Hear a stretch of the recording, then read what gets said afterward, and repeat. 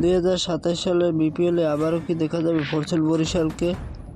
দুইবারের champion দলটি কি নতুন করে মাঠ কাঁপাতে ফিরছে? চলুন বিস্তারিত জেনে নেওয়া যাক। ফরচুন বরিশালের বাংলাদেশের অন্যতম জনপ্রিয় বিপিএল দল।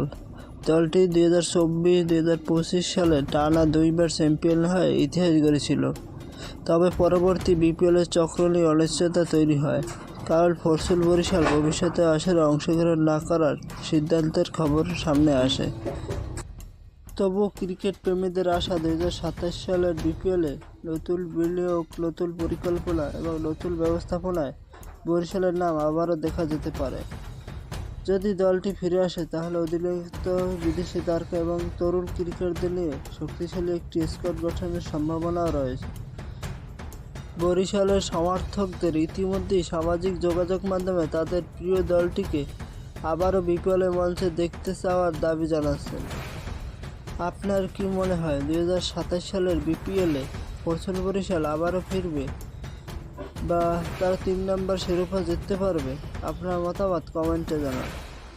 ভিডিওটি ভালো লাগলে লাইক দিন, শেয়ার করুন এবং সাবস্ক্রাইব করুন।